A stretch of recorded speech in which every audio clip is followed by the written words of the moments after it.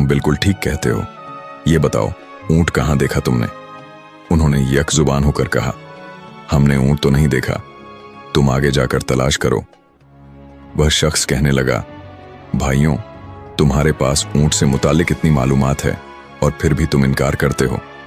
भला यह क्या बात हुई? हो सकता है तुम लोगों ने ही मेरा ऊंट चुराया हो। चलो बादशाह के पास चलते हैं, वही इस बारे में फैसला करेंगे।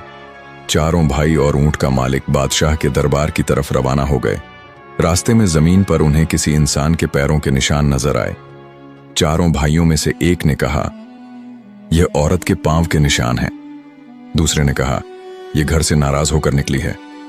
तीसरे ने कहा, भाई ये तो पेट से लगती है, यानी इसे बच्चा होने वाला है।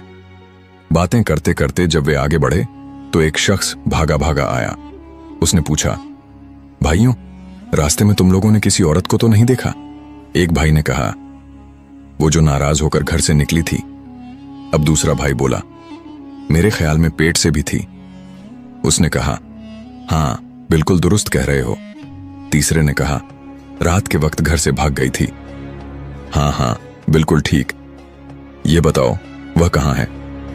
चारों भाइयों ने फिर से यक जुबान होकर कहा, हमने तो उसे नहीं देखा, जाकर कहीं और तलाश करो। वह शख्स कहने लगा, मैं तुम्हारी बात पर कैसे यकीन कर लूं? तुम सब कुछ जानते हो और अब कह रहे हो कि हमें इसके बारे में कुछ मालूम नहीं। मेरी औरत यकीनन तुम लोगों के पास है। वे भाई कहने लगे, अगर तुम्हें हम पर शक है और हमारी बात पर यकीन नहीं तो आओ हमारे साथ बादशाह के पास चलो, ताकि वह इस मामले का कोई फैसला करे। अब वह शख्स भी इनके साथ चल पड़ा। चलते चलते वे एक शहर में पहुंच गए। एक गली में उन्होंने एक शख्स से पूछा, यह रमजान खान का घर कहाँ है? उसने साथ वाले घर की तरफ इशारा किया।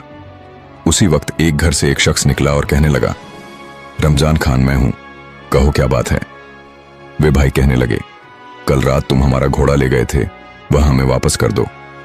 रमजान खान कहने लगा, मैं अपने घर पर हूं, तुम लोग पागल हो, अहमक हो, भला मैं कैसे तुम्हारा घोड़ा ले गया? वे भाई कहने लगे, अगर तुम्हें इनकार है तो चलो बादशाह के पास चलो। अब यह सब बादशाह के दरबार में पहुंच गए। बादशाह ने इनसे पूछा, तुम लोग यहां क्यों आए हो? क्या बात है? उन्होंने कहा, हम इंसाफ के लिए बादशाह के हुजूर पेश हुए हैं। फिर सबने बादशाह को तमाम बातें बारी बारी बता दी। ऊंट के मालिक ने कहा, जनाब, इन लोगों ने पहले मेरे गुमशुदा ऊंट के मुतालिक तमाम बातें दुरुस्त बताईं और फिर कहते हैं कि हमने उसे नहीं देखा। ऊंट को चुराने वाले यकीनन यही लोग